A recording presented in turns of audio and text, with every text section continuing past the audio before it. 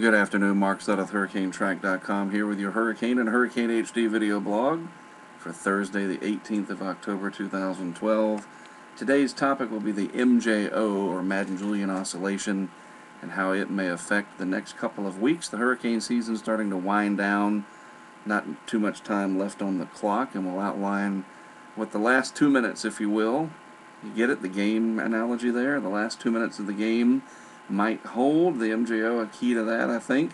This is the ECMWF forecast and current position of the Madden-Julian Oscillation, which is right here in phase 1, starting to amplify. Now what this means, in very simple terms, is that the wet phase of the MJO, this sort of expanse of upward motion that moves around the globe, that helps to foster convection over the deep tropics. It promotes it and allows it to happen more efficiently. This Madden-Julian Oscillation, sort of this invisible energy that promotes upward motion. That's the best way to describe it.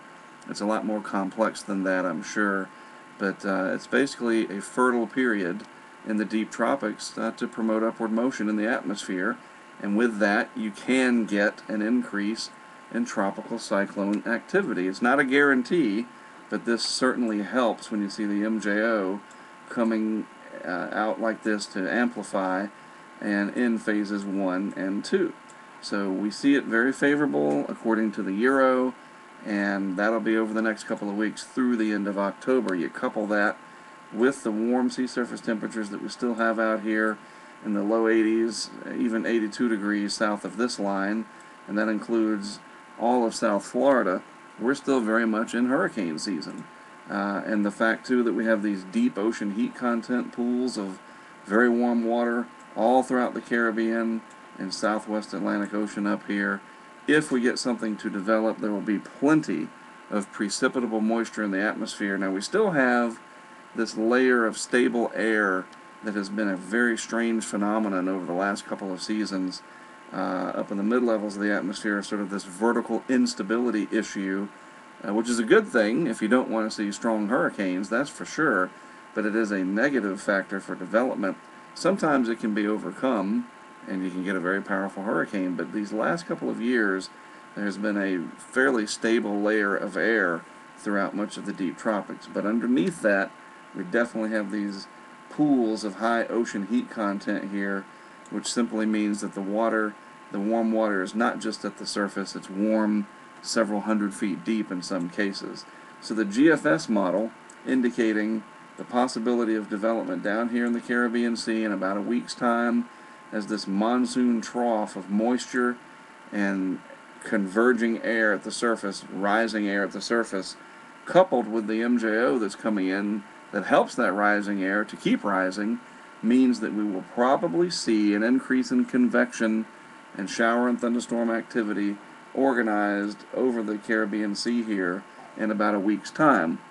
If we look at the Euro, the ECMWF model, at day 8, it shows the low pressure area, broad as it may be, up here over the southeast Bahamas, tangled up through the greater Antilles here, Hispaniola and Cuba.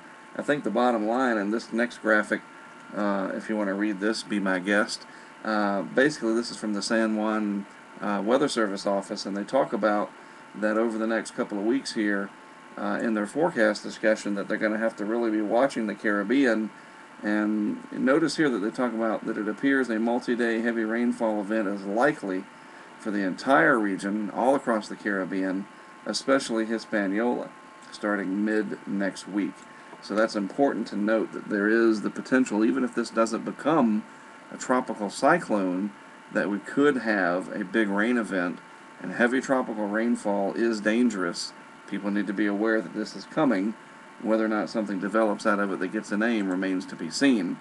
Notice as I take a look at the hemispheric shot here, not a lot of cloud cover at all over the Caribbean Sea today.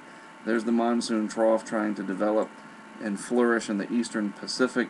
As I look at this satellite shot in the next several days, watch what happens. We will see an increase in convection on an organized basis down here in the Caribbean Sea, somewhere in that square.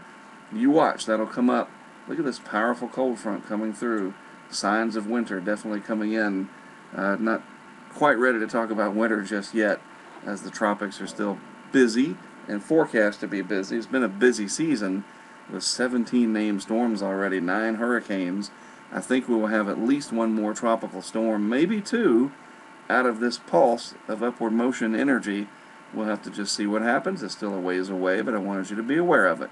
Again, I'm Mark Sudduth, HurricaneTrack.com, my website. Check it out sometime if you haven't already. And as I always like to say, it's a privilege and an honor to do these videos for Hurricane and Hurricane HD. I'll be back to do it again for you tomorrow.